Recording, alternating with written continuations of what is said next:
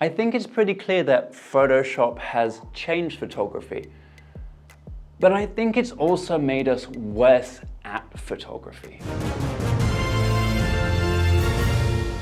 I'm a little late hearing about this, but I recently found out that Photoshop is 30 years old. Well, 31 now. I actually remember saving my pennies up in, I don't know, it must have been 1999 or something, to buy my first copy of Photoshop, Photoshop LE.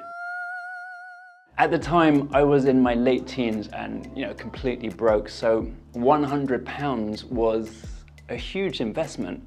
But it was also a statement of intent. Buying that copy of Photoshop was the first time I'd ever invested in shaping my future. And in the years since then, Photoshop's become this huge deal, right? I mean, it's entered the zeitgeist, it's become a verb now. Post-production, editing, photo manipulation, retouching. Whichever term you prefer, it's an essential part of the photography process these days. Capture, edit, publish. But here's the thing, it hasn't always looked like this. Your typical 1990s photographer didn't edit their photos. You see, editing just wasn't part of the typical workflow then. When a roll of film was finished, you sent it off to get developed. The first time you got to see your photos at all was days later when this envelope turned up in the post. The way we take photos has completely changed. Most of the billions of new photos published every day have some post-production applied to them. Anything from a professional retouch to an Instagram filter. In fact, publishing an unedited photo is so rare today that, we feel compelled to point it out to people. Thanks to Photoshop, publishing without editing, it just doesn't feel right anymore. The idea actually makes me anxious. Editing is part of my self-expression. It's part of who I am as a photographer. Almost every photo I take needs some tonal adjustment, some cropping, some color grading.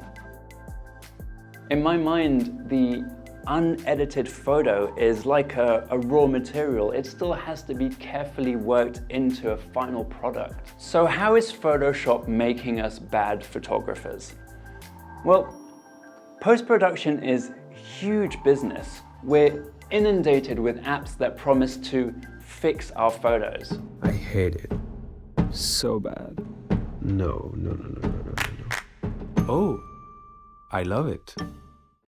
Brands like Adobe want us to buy into the idea that whatever happens, you can always fix it in post. They're elevating the value of post-production, and that's happening at the expense of composition theory.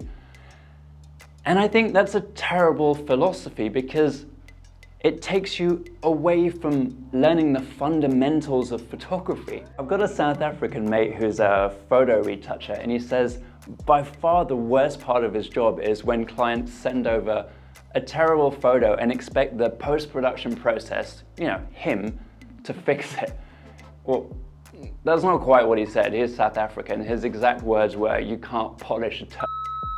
Post-production is awesome, but it isn't magic. Your retouching skills shouldn't come at the expense of your visual language or composition skills. If they do, your photography is gonna suffer.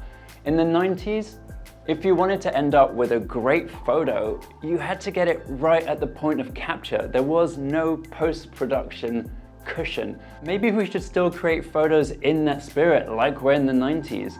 Making sure we get the best photo in camera is not only gonna make the post-production much easier, much quicker, but it's gonna make you a better photographer.